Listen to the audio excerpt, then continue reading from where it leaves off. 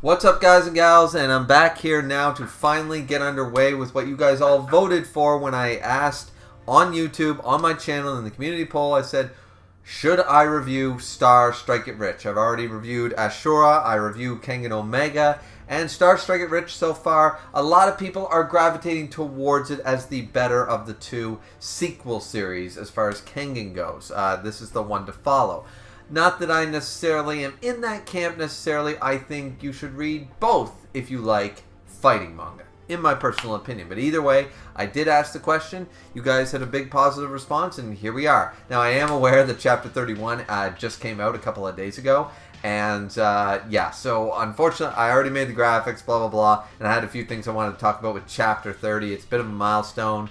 You know, so I just decided, screw it. I'm still going to review Chapter 30, and I'll get to 31 as soon as I can, probably over the weekend, all right? So we'll be all caught up. But thankfully, because this is, I believe, a quasi-monthly series. Like, it seems to come out every, not exactly 2 weeks, but every, like, 3. So it's, like, right around it's a bi-weekly to monthly series. So we have time. We have time. I'll definitely have reviewed Chapter 31 before we get to Chapter 32. But anyways...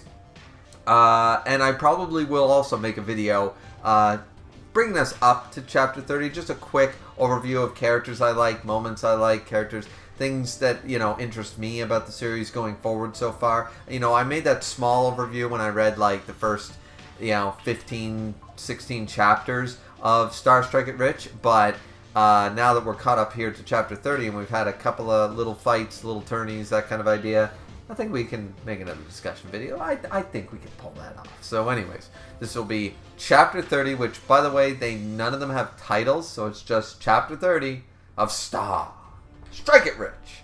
Okay, so let's get underway here. Immediately, that family boss asshole, that we don't even remember his name, he was a douchebag. He failed in his assassination attempt, obviously, on Hana, and apparently, instead of Hana completely destroying Karen in the showers, said, no, let's become best friends.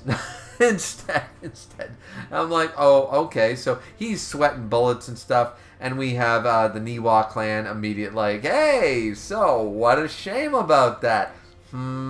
Sounds like, just cause you were doing stuff, and it's just an absolutely breakdown, terrifying scene for that poor bastard. He's just wetting himself completely over the top. It's fun. It's fun. So, either way, and then once again, I just finished doing the Kengan Omega review about 15 minutes ago, and here we have the guy who shows up in that chapter, here, Niwa Clan Lee, the apparent clan heir, Lee, Mr. Lee. So, yeah, I felt like with all this Niwa Clan shit, the Slaughter Coliseum and stuff, they were trying to bring, like, sort of incorporate them both into the timeline sort of idea. So this is what that was, yeah. But anyways, Lee's here, like, I'm so sorry the trouble the buffoons caused and stuff. And of course, we all know what Hana's like. She's all, oh, no, it's fine, it's all easygoing and stuff like that. But she does pose a very difficult question for Lee, saying, so why are you guys concerned with such a puny organization like me? Like, really? And then apparently the Niwa Clan chairman, Niwa Tsukasa, says that Hana doesn't know that her dad's old friend, Uncle Tsukasa, is the same Tsukasa as me, Chairman Niwa of the Niwa Clan Tsukasa. So we're going to keep it that way, and if she learns that we're in the same business, it could cause tensions. So once again, this is the idea, from what I understand, from what I've read, and once again, I've only read the series once, I haven't reread chapters and stuff, so some of my information might be off, but it sounds like Niwa Tsukasa here runs one of the biggest crime syndicates, one of the biggest groups. Is this, that one that begins with B, like the Boei group or whatever, and somebody else. Anyways, Hana's from a small-time Yakuza branch, just a tiny little one, but Niwa Tsukasa is like, oh yeah, but we want to sort of help them without them knowing we're helping them sort of idea. It's one of those roundabout, sort of ideas. Like, I want her to strike out on her own. I want her to strike it rich, right? I want her to do her own thing and think that she made it on her own and stuff. But she's she's sort of my niece in a way. She's like my god niece sort of idea. I can't let her fall flat on her face. So I want to help her out, but it can't come from me, you know? That's the vibe I'm getting here, so... anyways, that's from what I understand, that's the situation going on. And so Lee's like, well, you know, disgruntled people in the Yakuza at this level is just, it's bad business for all of us. So, you know, we have to, you know, sort of once in a while help each other out. You know, it's just good manners in the Yakuza and stuff, right? And Hana said, he's so kind, he's so mature, he's amazing and stuff, right? So Karen immediately says, like, so, by the way, I know we're all lovey-dovey now, but why'd you stick up for me? Like, you know, I did try to kill you. It's like, listen. Hana immediately goes into business mode and says, I got a job for you. Hina. As an assassin, you gotta have your fair share of underground contacts, right? I want you to tap into all of them. I need to know about this woman. I need to find out everything about her. Once again, Hana plays the airhead. Like she doesn't understand, but she reads the room just as well, and sometimes probably better than anybody else, even us the readers. But she gives off the aloofness and the airheadness to, once again, it's a tool. It's a tool to use, and good for her. I like that type of character. So, you know, Karen immediately just says, oh, the daughter of the army of God, right? Like, well, what do you want to know? Like, that's pretty standard knowledge around here. And Hana said, further back, huh?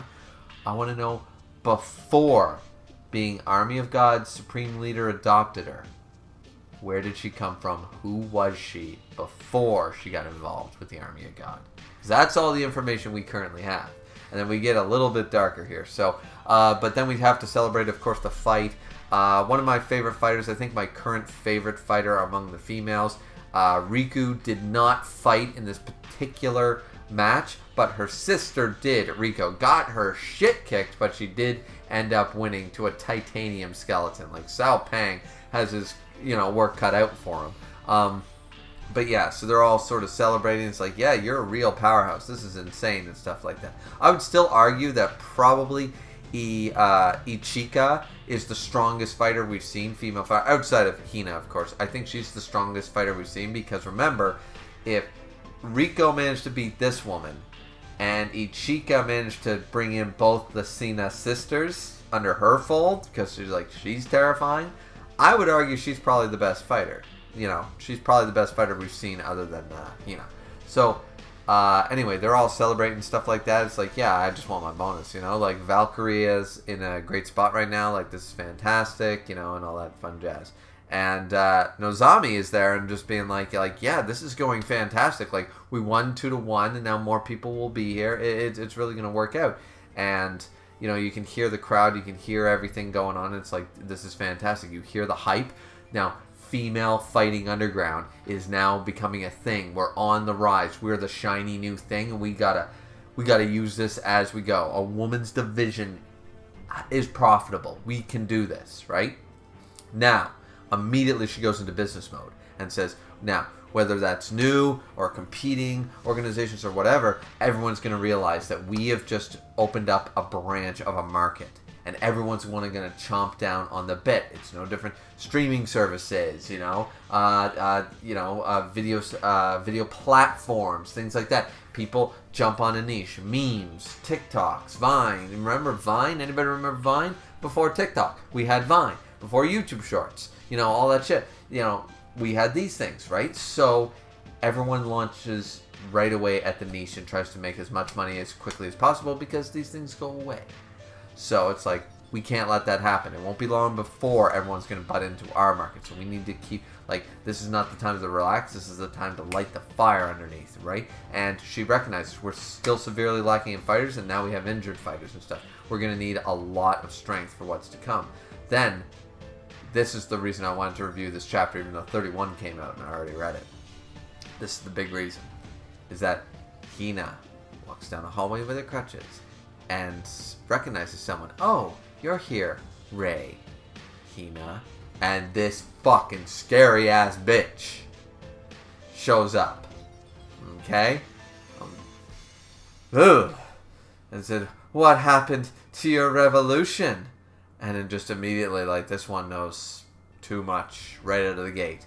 He says, I'm pretty sure, I told you to disseminate the army of God's remaining chemical weapons, right? And it's like, okay, is this her boss or who is this person? And we don't actually figure out. It's like, is this supposed to be a subordinate, a devout follower, her boss from a bigger organization? We get the vibe from all three, and I don't really know yet. Either way, it's like, yeah, well, it's really hard to use a cultist ever since my last dad died being the cultist leader and stuff. Yeah, the revolution, it's not there's just not enough manpower. I'm just been enjoying myself on a local level right now. And this is where, she goes, oh, well, the stupid old cult freak must have failed you then. Well, don't worry. I'll kill him myself. And she's like, Ray, he's already dead. I just said that. It's like, oh, that's right. I don't need to kill him because he's already dead. And it's like, Jesus Christ, this crazy bitch. And then the other children are about to make their plays. What are you gonna do, Hina? And, I don't know. And once again, everybody, if you're into this, read Bloody Monday, because this is the exact plot of Bloody Monday, okay? I'm not gonna say they completely stole it, but this is the plot of Bloody Monday, with the other children, the star epithet, chemical weapons, God cult leader thing. This is literally the plot of Bloody Monday. I'm sorry. This is completely... I know for a fact that Sandro read Bloody Monday before writing this. I just know it.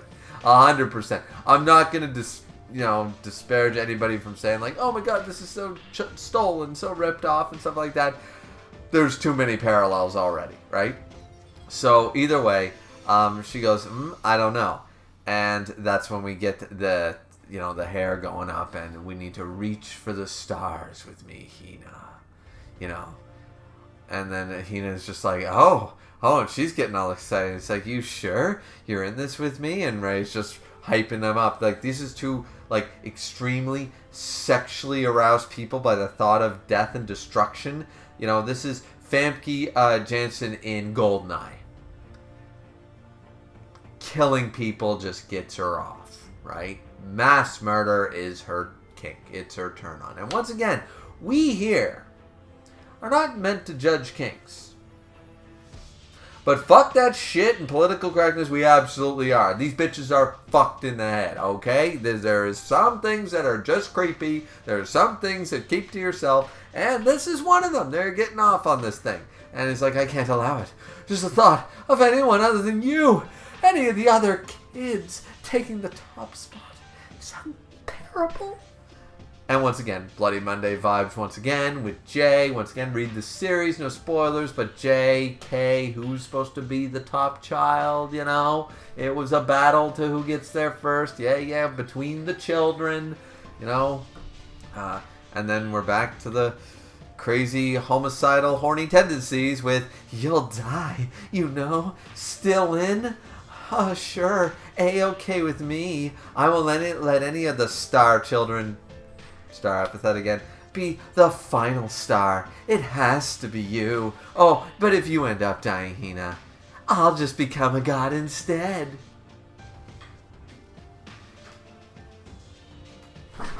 You know what I mean? Like, this shit is like horror movie vibes. Like, I'm just waiting for something to jump out at me anytime I read these type of things, and I'm just like, duh, because I like horror movies, I guess. But generally speaking, I don't seek out to be terrified because I suffer from insomnia and shit at the best of nights. I don't need I don't need Japanese curses looking at you, The Grudge. I don't need some Japanese woman terrifying me in my sleep or some boy cat meowing at the end of my bed to keep me up at night, alright? I got enough stress and anxiety to keep me up for a good another 80 years before I croak, okay? I do not need the extra added stress of horror movie vibes, but this shit, when I read this, once again, beautiful art because it's got that horrific, and I've read certain mangas, and I'm not going to say this is in my top 5 right now with this scene particularly, but it's giving off the vibe. If they can double down, there are some mangas I've read that have some horrific looking art that actually makes me go, I don't want to look at this panel. This is actually freaking me out. I don't want to look at this drawing anymore. Like, that's the sign of a good horror manga. I remember reading this one when I was like in like 2009 or 10, and it... Oh, yeah. One of those, I moved to this village and everybody's like fine, but then they're black-eyed and dying and shit, and they creep around the town at night when people are asleep. It's horror. But yeah, I'm getting the same vibe here. It's absolutely terrifying. And Hana has been listening to this, rightfully so, and just like, I have no idea what I'm hearing right now. Feel like I probably shouldn't be hearing about this. Maybe you gotta look into it though. Right? So, either way, this is why I wanted to talk about chapter 30 before we move on to 31 by the weekend and stuff, because I thought that this was a good chapter to jump into. We just ended the tournament, 2-for-1 for Valkyria. That's fantastic. All the characters were there once again. Rika is so far is our best girl, I think, out of the two sisters. Well, not even out of the two sisters. I think she's my favorite. I think she really is my favorite so far as the female fighters go that I've seen. That being said, this horror element here, and I love Bloody Monday. Once again, it's one of my favorite series. It sort of fell off with the sequels, but the original, I can honestly say I think 10 out of 10. It's a great just story, encompass story. It's like Full Metal Alchemist. They did eventually capitalize, but it's just one of those things, and it's just point for point down the checklist. Yep, this is following Bloody Monday storyline 101, completely following like arc by arc, chapter by chapter. But that's fine because it was so goddamn good. It's like, yeah, fuck it, do it again. I'm good with it. In a Kengan universe, we have Bloody Monday inside a Kengan. I mean, yeah, it's kind of sort of half stolen, but I don't really care. Because it might take the same idea, the same premise, obviously, but it might go in a completely different direction because of the Kengan universe style of the way they're doing things. I kind of like that. Plus, it's all female-led, which is different from Bloody Monday, which followed a male protagonist like most shonen do. So, let's go.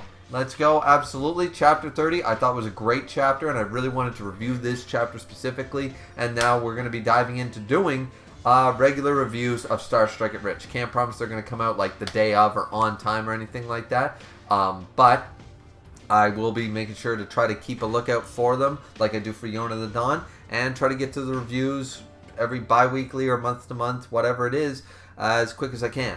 So I hope you guys enjoyed this reaction review-ish thing. And don't forget to like, comment, and subscribe. And we'll see you back here for more Kengan and Star Strike It Rich. Looking forward to it. Hope you guys are too. See you back here on the next one. Sayonara.